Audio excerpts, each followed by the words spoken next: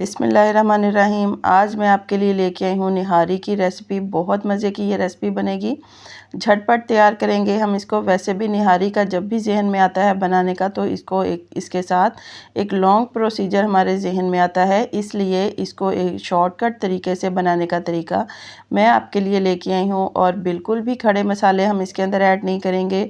बहुत ही मज़े की ये रेसिपी बनेगी, आप इसको ट्राई करेंगे, आपको ज़रूर पसंद आएगी। ईद हो और निहारी के बगैर हो, ये तो हो ही नहीं सकता।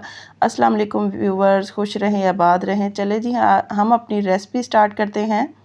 सबसे पहले हम यहाँ पर मसाले इसके तैयार करेंगे। मैंने सौंफ ली है आधा चम्मच के करीब, 2 से 3 अदद मैंने सुर्ख मिर्च ली है, अजवाइन मैंने थोड़ी सी ली है, यहाँ पर अदरक का पाउडर है, सुर्ख मिर्च मैंने इसके साथ ली है, आधा चम्मच के करीब सुर्ख मिर्च है, आधा चम्मच मैंने इसके अंदर नमक ऐड किया है।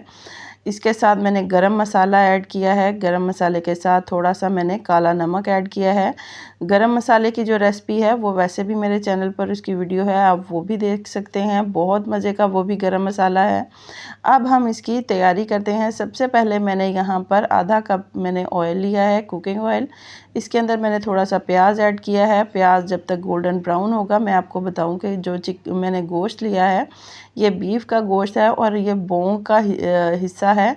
बोटियां जो हैं वो मैंने थोड़े बड़े साइज़ की हैं। इनको अच्छी तरीके से धो के मैंने इसके अंदर ऐड करूँगी और इसको इतना भूनेंगे कि इसका जो कलर है वो थोड़ा सा चेंज हो जाए, गोल्डन ब्राउन हो जाए। अब इसके अंदर मैं ऐड करूँगी लहसुन पेस्ट, क्योंकि अदरक का जो हमने पाउडर इसके अंदर मसालों के अंदर ऐड किया हुआ है, तो इसके अंदर मैं सिर्फ लहसुन का पेस्ट ऐड करूँगी और इसको गोल्डन ब्राउन होने तक कुक करेंगे।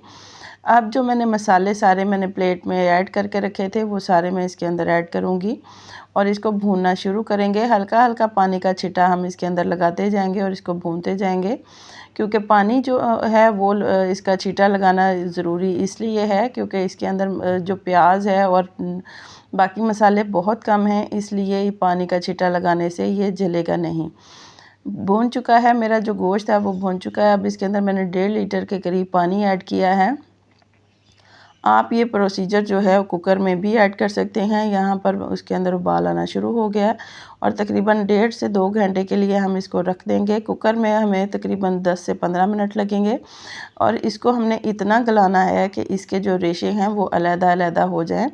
जैसा कि ये आप देख रहे हैं, गोश्त मेरा जो है वो गल चुका है और इसके रेशे बेहतरीन से अलग होना शुरू हो गए हैं। मैं आपको कट करके दिखा रही हूँ और इसकी जो ग्रेवी है वो भी काफ़ी थिक हो चुकी है, क्योंकि गोश्त का एक अपना असर जब निकलता है तो ग्रेवी जो है वो थिक हो जाती है। अब हम आटा जो है इसके अंदर वैसे ही ऐड नहीं करेंगे, उसका मैं आपको बताऊंगी कि हमने किस तरीके से आटा ऐड करना है। सबसे पहले मैंने यहाँ पर पैन में 2 से 3 चम्मच घी लिए हैं, 2 चम्मच मैंने बेसन इसके अंदर ऐड किया है और 2 चम्मच मैंने जो घर में आटा यूज़ होता है गंदम का वो हम इसके अंदर ऐड करेंगे। इसको इतना भूनेंगे कि जो आटा है वो अपना घी छोड़ना शुरू कर देगा और इसमें से खुशबू आना शुरू हो जाएगी। अब यहाँ पर आप इसको फ्लेम बंद करके इसको ठंडा भी कर सकते हैं, अगर आप ऐसे ही ऐड करना चाहें तो वो भी कर सकते हैं। यहाँ पर मैं थोड़ा थोड़ा आटा जो है घी वाला वो इसके अंदर ऐड करती जाऊँगी और चम्मच हिलाते जाएंगे ताकि गुठली बिल्कुल भी ना बने। वैसे भी इसके अंदर गुठली नहीं बनेगी, क्योंकि आटे के अंदर जब घी मौजूद हो तो आटे में गुठली नहीं बनती। जितनी आपको थिकनेस चाहिए उतना आप इसके अंदर आटा ऐड कर लें। ऐड करने के बाद इसको हम 5 से 10 मिनट के लिए हम मज़ीद पकने के लिए रख देंगे। ये देखें, मैंने इसके अंदर आटा ऐड किया है तो मेरी जो ग्रेवी है उसके अंदर बेहतरीन सी थिकनेस आ चुकी है। मज़ीद इसको 2 से 3 मिनट के लिए मैं कुक करूँगी। कुक करने के बाद ये देखें हम इसको डिश आउट करेंगे। बहुत ही मज़ेदार और बहुत ही टेस्टी और क्विक तरीके के साथ हमने ये रेसिपी बनाई है। बिल्कुल खड़े मसाले इसके अंदर नहीं है। निहारी जो है वो मेरी तैयार हो चुकी है। यहाँ पर हम इसको डिश आउट करेंगे। आप इसको नान के साथ भी सर्व कर सकते हैं, तंदूर की रोटी के साथ सर्व कर सकते हैं। वैसे अगर आप पुलाव बनाते हैं तो वो उसके साथ भी आप इसको सर्व कर सकते हैं। बहुत मज़े की सिंपल तरीके के साथ, सिंपल इंग्रेडिएंट के साथ ये रेसिपी बनती है, बहुत मज़े की बनती है। आप इसको बनाएंगे, आपको ज़रूर पसंद आएगी।